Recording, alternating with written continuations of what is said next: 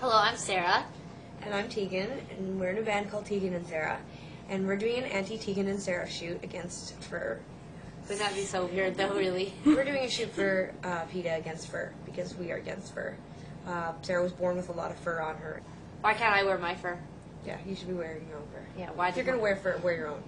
That should be a rule, actually. It should be. If you have fur, you can wear it. But if you don't, if you have to get your fur from somewhere else, you shouldn't wear your fur. We don't really think about where things come from. We don't really think about how we get food. We don't really think about where we get some of the clothes that are made for us. And it's just like with animals, you know, fur doesn't just like, you don't just zip it off a rabbit or whatever. It's not as easy as that. And so I think that it is important to understand that when you're wearing something that comes from an animal, like the process that they had to go through or the process that we went through as human beings to get that is a lot of times extremely awful and horrible. I just have no idea why anyone would want to wear fur. I've never thought to myself, I want to wrap an animal around my shoulders. Well, sometimes my cat, for fun, I would hold Peta there and she would get upset and meow at me, but I've never thought, I don't think fur looks very good on people. It looks weird. You know, it's the same thing for me. When I see it, I think it's really unattractive and it's ridiculous. I think actually the youth of today aren't going to get, I don't think that the fur industry has a chance. I think that, I have this feeling that young people today are intelligent enough. You know, so if fur industry is aiming for 15-year-olds, then you know, Peta needs to aim for 8-year-olds. You don't have to pay me for that tip, though. That's free. That one's free. But I have some other ideas in my backpack. Generous.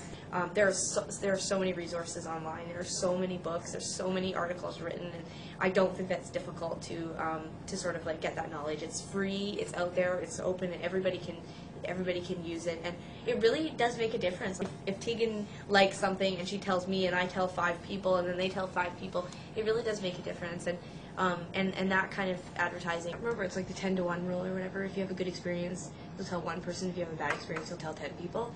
So in a sense, if you read something horrifying about, you know, the treatment of, you know, animals in, you know, chicken farms or whatever, and you tell 10 people, they're going to tell 10 people, and, you know, and it does continue. And I think it is just a lack of education. I really don't think I really hope that it's not apathy on our part as a society, but I think it's a combination at this point. And I think there are ways to change what's happening.